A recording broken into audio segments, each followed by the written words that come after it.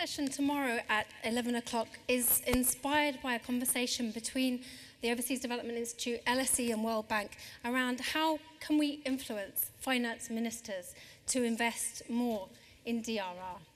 And we're looking at two issues. We're looking at how losses can be reduced by using risk assessments to influence investment decisions, and how investment decisions and investing in DRR can actually bring additional benefits in terms of economic growth.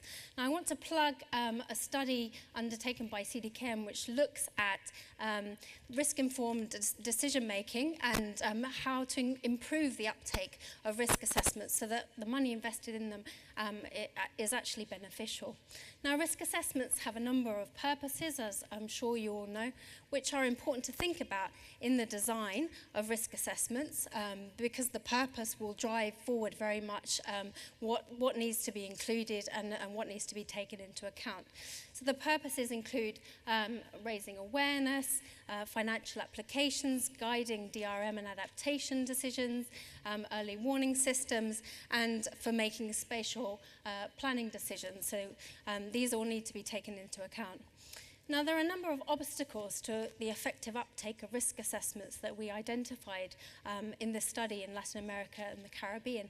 And there are technical obstacles, operational obstacles, and institutional obstacles. Institutional obstacles include low salience for policymakers, but also the short political timescales which they have to make a number of other decisions, of which reducing risk is only one of them. So, how do we improve the uptake of risk assessments?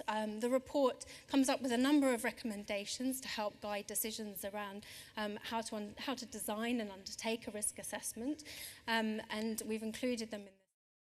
Cost-benefit analysis is sometimes confusing and doesn't take into account necessarily additional co-benefits that may come from DRR public investment decisions, and we need to look at those if we want to actually get finance ministers to take it more seriously.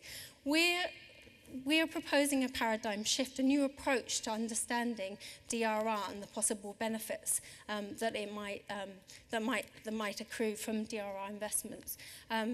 We want to look to the future and see if DRR can help to encourage investment, foreign investment, domestic investment, help households to build their assets, and maybe even promote social development and economic and environment benefits. We're going to do research in a number of countries, in Jamaica, in Mexico, in Senegal, and in the Philippines, to try and find examples of where DRR has produced these kind of benefits, because we think this is a really powerful message. We have a fantastic panel tomorrow of experts who are going to talk about their experiences of using risk assessment effectively, and also experiences of looking into this issue of co-benefits in terms of DRR. I hope you can join us tomorrow at 11 o'clock. We'd love to see you all there. Thank you.